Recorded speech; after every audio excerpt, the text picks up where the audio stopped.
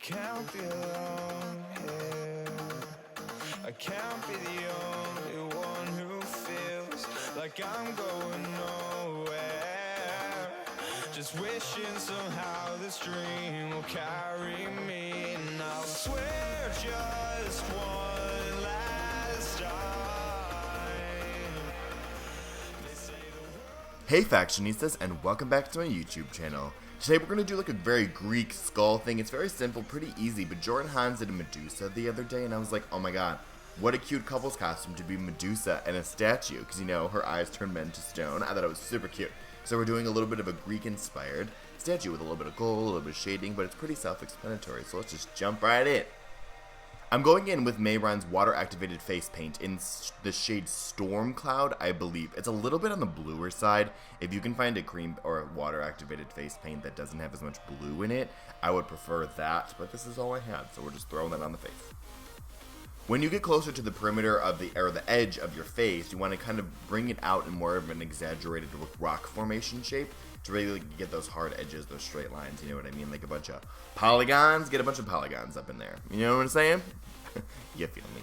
I know you do. So I'm grabbing this Visart palette, which has these two perfect grays in it, which I've been looking for all Halloween season, and I just now found it. But these are really nice neutral gray tones, and I'm using that to contour these sides of the face, because these statues are usually Greek gods and stuff. They have very incredible bone structure, and some of us do not, so we're going to fake it with makeup. I also did that on the right side of my face, too. On the beauty side, I did a little bit of highlighting and contouring, but you're just going to shade those, you know, typical areas. With that gray eyeshadow from that same palette, we're going to start creating more of these polygon shapes on the perimeter of our face. If you guys aren't doing 31 days of Halloween and aren't fundamentally exhausted, I would suggest doing this to the entire perimeter when your natural skin tone or your natural face starts to meet this new statue face. I would do that all over, but I was so tired, so I'm doing a little bit of a simpler version. But, you know, go ham with it, honeys. You can even do your whole entire face. I kind of also just wanted to do a little bit of half face that they're kind of turning into a statue. But once you have these polygon shapes on the face, you're going to want to take that same eyeshadow and you're going to want to start shading the outer areas. That's going to create the illusion that some of these rocks are on top of the other, and they're kind of crumbling as they progress onto your human side. Do you know what I'm saying? So after you get a little bit of gray down, now I'm going in with black, and I'm going to kind of enhance these polygon shapes and make them a little bit deeper. So essentially, the main side of my stone face is resting on top of these crumbly pieces. And to further enhance that, I'm taking a white liner pencil and I'm going to highlight around where these cracks begin. So with a little bit more black eyeshadow, I'm going to start deepening this up even more. So you're just going to go in with this eyeshadow and just sweep it in, and that's going to create the illusions of shadows, and then it's resting on top of. You know what I'm saying? You do. We know this. But yeah, I'm just doing that. Really easy. I'm using this brush from Smith. It's super tiny. So I'm going in with a cream paint, a cream white paint. I'm using the Makeup Forever ones. You guys can use the NYX ones from the Halloween store, whatever you got. And I'm using that white cream to highlight all the areas that we didn't shade. And that's going to create even more of an illusion of movement. With a black water activated face paint, you guys can use a black liner or a black eyeshadow, whatever you guys like. I'm going to start creating cracks in this skull. And you're going to want to get them pretty thick because we're going to put gold in the center of them afterwards.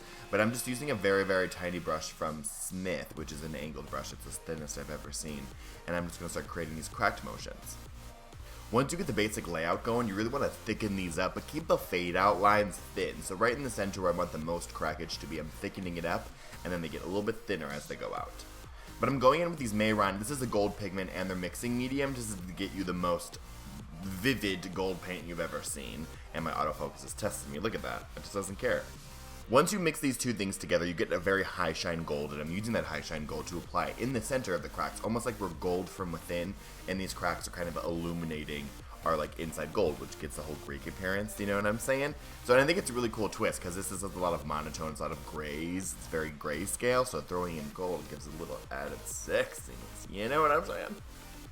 So we're just going to do the same thing on the body. If it's not too cold where you live, you guys can, like, you know, obviously go very shirtless and do this entire, you know, whole half of your body, the entire part of your body, whatever. But I'm just incorporating my neck just for visuals. And then now I slicked my hair back with gel and hairspray, and I'm applying paint to one side of my face, and then I'm failing a gold leaf.